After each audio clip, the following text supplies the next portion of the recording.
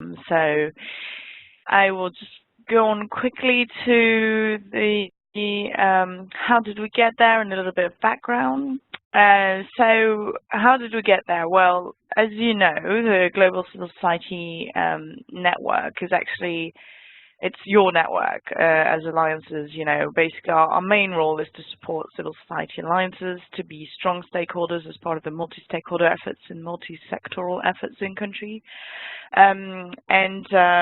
We've really grown from 2013, when there were 11 civil society alliances established in 11 countries, and about 500 CSO members or civil society organizations in 2014, to we're now 40 or 39 countries with established civil society alliances and over 2,500 members. So really continuing to grow, and with the focus on you as civil society alliances. We've had a lot, through time, we've actually had a lot of requests for information on advocacy planning, budget analysis and advocacy, governance and management of civil society alliances, very strong part of our support, working with government and other stakeholders, fundraising and documenting experiences, really relating as well to improving our impact tracking.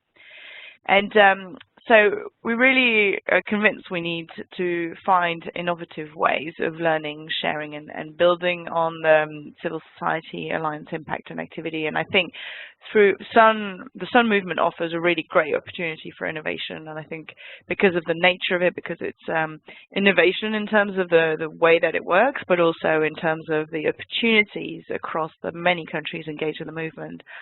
And we also want to learn from the best from experiences and from each other. So just quickly, as you can see, we've got 39 Sun countries with established civil society alliances, and quite a few in Asia, as you can see. From our 2014 survey, we have a good overview of how many alliances are working on nutrition-specific or nutrition-sensitive activities. And again, we'll update this as soon as we get completed information from civil society alliances for the 2015 survey.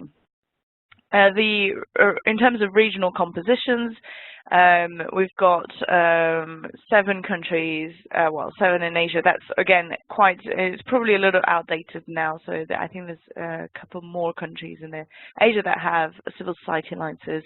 But as you see, a strong part of civil society alliances based in Africa, a few in the Americas, and then quite a few in Asia.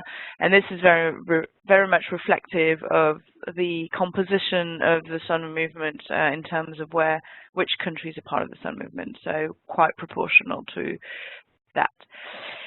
As a civil society network, what we've done over the years as well is trying to improve our processes in supporting you guys, and one of it is around tracking the requests that we receive from you, either through informal conversation, through meetings, through some opportunities for cross-learning, through the Sun Global gatherings, etc.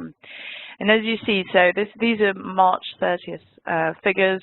We've received about 281 requests from civil society alliances from about 45 countries. So again, not all just from established civil society alliances, but also countries that want to establish civil society alliances. And as you can see from that,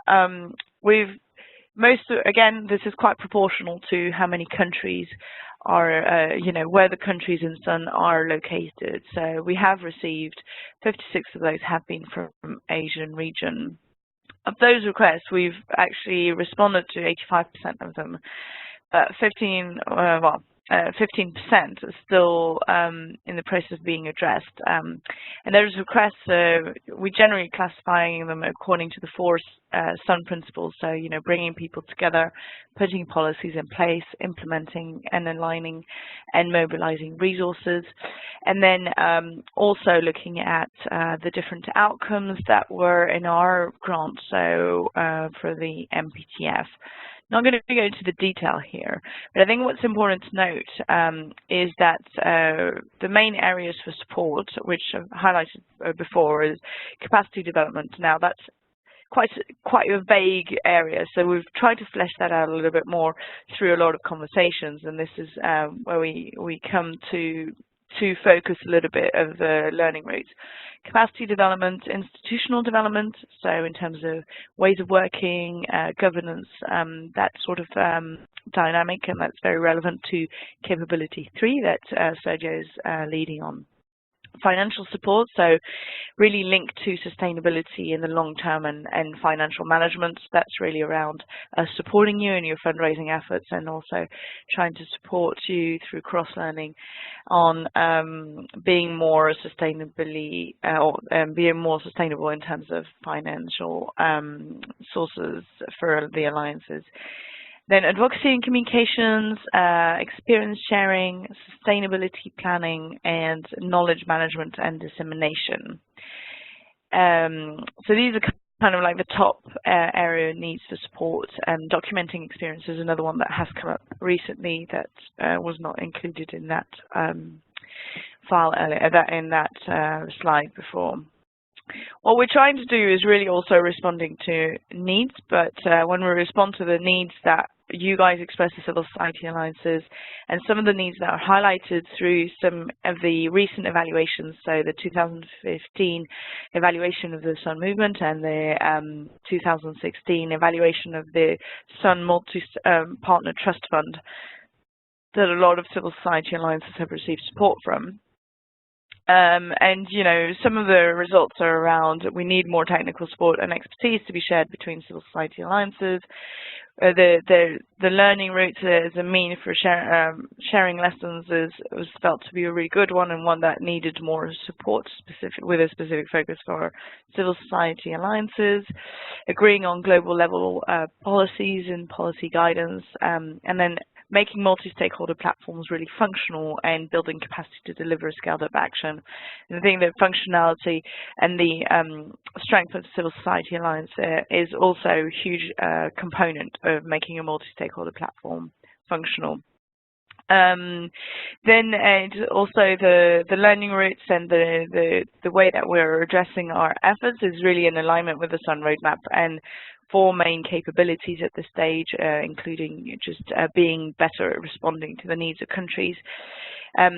I've outlined them there. I'm sure you're aware of those 4 areas of capabilities. And again, this is very much a process that we do across multiple networks, secretariats, countries, and stakeholder groups. Just quickly, the vision for our country support is one, to provide a really predictable, coherent, systematic support to civil society alliances, and being really effective and efficient in knowledge management and sharing within the network. Also looking at tailored technical assistance and trying to think of twinning ways to ensure that technical assistance is provided, or matching the understanding of formal and informal processes that can be put in place, and then obviously supporting the capability efforts in the Sun Movement. And providing really useful documentation for you guys that's inspired from your own experiences, enabling and strengthening the cross-learning through linking civil society alliances. And again, it's about being effective, so we want to minimize duplication of efforts and make sure that we use the little resources we have in the best way possible and the most impactful, and reaching the most with one shot. Yeah, and then just one last point, I guess, is around improving the mechanisms for enabling accountability at all scales of the network and the movement. And so that's one area where we're really keen on working and making sure that our support services are very much aligned with that. So we were very keen to learn from each other. We're very keen to learn from observation and experiences. and also, you know, thinking innovative through learning visually, and this is an example of, you know, through individual reflection or shared communication. This is an example of, you know, Bangladesh Civil Society Alliance Children's Drawing Competition, which is quite an interesting way of getting youth engaged, of getting visual aids for making some very key advocacy messaging, and also for raising awareness in communities.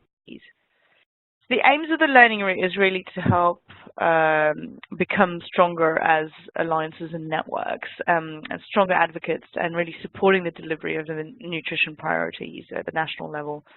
And also increasing national government understanding and prioritization of nutrition, and holding governments to account for delivering on nutrition commitments, but at the same time being accountable ourselves. And the focus of the learning route, I'm not sure, Cecilia, are you going to present on that, or do you want me to? I will briefly walk through this. So I'll let you take over again, or you tell me.